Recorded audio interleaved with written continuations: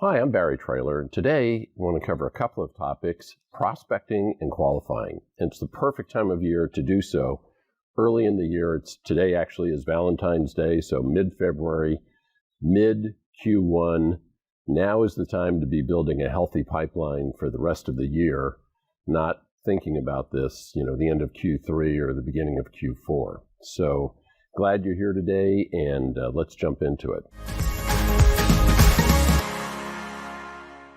An observation is that there are two kinds of sales reps, those that say they hate to prospect and qualify, and those that lie and say that they love to prospect and qualify. So what's the deal? What's the downside? Why is it the last thing reps want to do?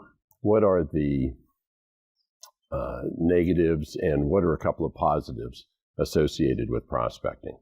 Clearly the negatives, a lot of uncertainty, a lot of discomfort, huge levels of rejection typically, and low return on effort. Okay, so other than that, not bad.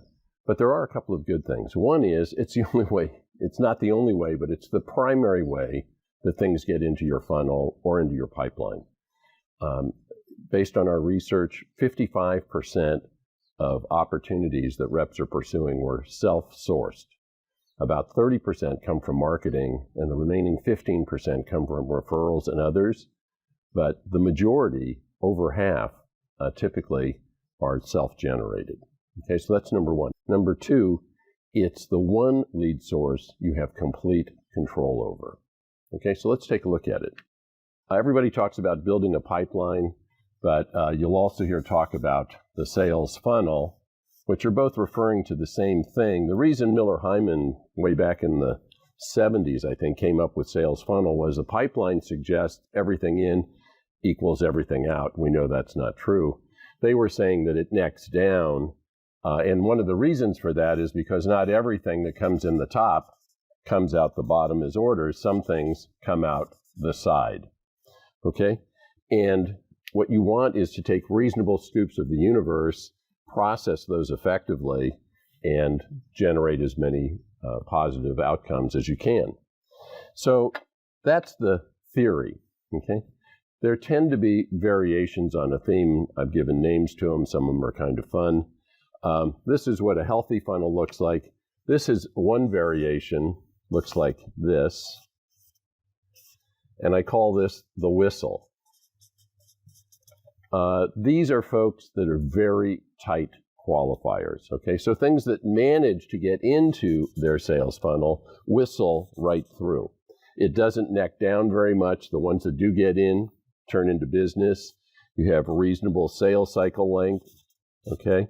Time to close is pretty quick because they're really ideal. The problem is while the super qualified deals are whistling through, plenty of darn good business is whistling by. Okay, so maybe being a little too selective. On the opposite side of the scale is one I like to call trade show, which looks like this. Big, wide mouth at the top of the funnel with everything going in,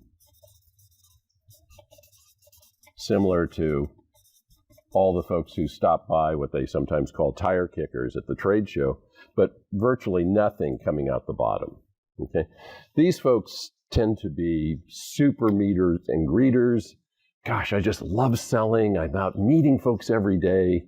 Typically, the first appointment they book each day is lunch, and you'll often hear them say things like, gosh, I can't even believe I get paid for doing this.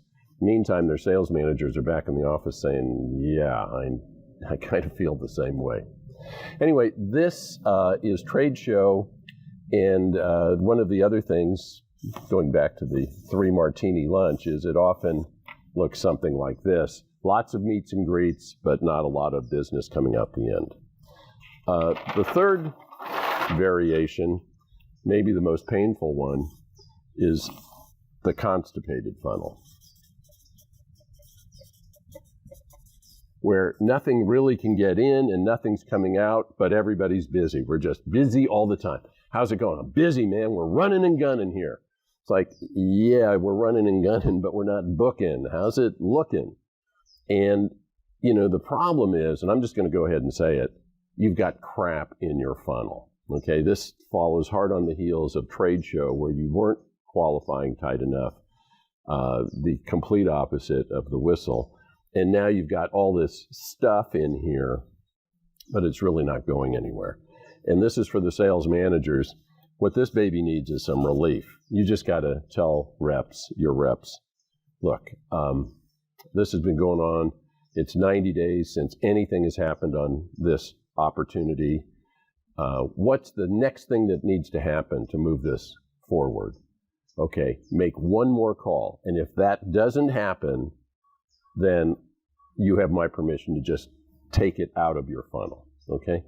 And frankly, it's very difficult for reps to do that themselves. Again, going back to these being self-sourced, they want to believe in every one of their deals, but you've got to get some of these out because they're taking up selling time, they're taking up cycles, they're taking up space, okay? What you want is to take reasonable scoops of the universe. Here's I think, more helpful way to think of the sales funnel, okay? You've got these opportunities or suspects/prospects now coming into the funnel. Here's one. You made a call and you got together with the right person, and after you had some basic conversation, it's like, yep, no go. I'm going to ask, how much did that hurt? And I would suggest the answer is not a lot, okay? Now you've got one that you've been working on for 4 to 6 months. You've made several calls, met all the right people. It's been moving through the sales process, and you think this baby's going to close in the next, 24 hours. And instead of turning into business, it goes sideways. How much did that hurt? And I'll submit, I think it's a lot more. Okay, so if you're going to lose early. There's no shame in losing. The shame is in taking a long time to do it. And the pain is taking a long time to do it. So a more helpful way, I think, to think about the sales funnel is like this. Okay, not everything that comes out is going to turn into business. So you want to be really effective and efficient at taking scoops of the universe and processing that stuff out quickly, and then some, will get further. But you don't want big holes in your sales funnel down here. You want them up here. Get them out early. Okay, so that's number one. Number two, in terms of a best practice, the question is, when is the best time to prospect? And it's right after you close a deal. Okay? Instead of going out and celebrating because you just got a big deal, or taking the next 2 or 3 days to, sort of shepherd it through the internal processes and find out where it stands right now, and has everybody seen it, and, are we taking care of it, and is it moving? Now is the time, or worse, taking the next 2 days off, kind of celebrating and running victory laps around the place. Now is the time to be prospecting, and here's why. You just closed a big deal. It's going through the process internally. And because you listened to this great talk, or maybe because you just went and listened to this stupid talk, you call your prospect number one on the list. We'll come back to that in a little bit. And they say, no, don't need it, don't want it, not now, not ever, and even if we did, it wouldn't be with you. Okay, you just closed a huge deal as your first call. How much did that hurt? And I would say not a lot. On the other hand, if you haven't closed a deal in 4 to 6 months, okay, you're hurting. You need this, and you call the first name on the list, and they say, don't need it, don't want it, and even if we did, it wouldn't be with you. How much did that hurt? And even though it's exactly the same setup, it probably hurt more. And part of the deal with going after you just closed a deal is you're in better shape to sustain the hits. There are high levels of rejection. There are low levels of return on effort. So why not do it when you're at your best? Why not take the hits when you're best able to do so? The other thing is, winners want to go with winners, okay? And so for the same exact list of opportunities, if you're prospecting when you're desperate versus prospecting when you're on a roll, when you're golden, you're just going to do better when you're golden, because winners want to go with winners. When you need it the most, you get it the least. When you need it the least, you seem to get it the most. It's just kind of a perverse way of nature. Okay.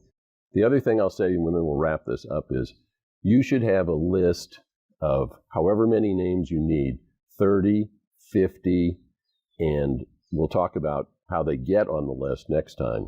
But right now, you want to be thinking about having a list in front of you, not when you close a deal. It's like, I know I had somebody I wanted to call.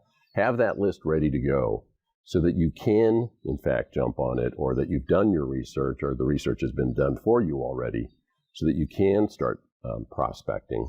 Start working down your list as soon as you close a deal. So thanks for watching. I hope that was helpful, and we're going to talk about qualification on the next part.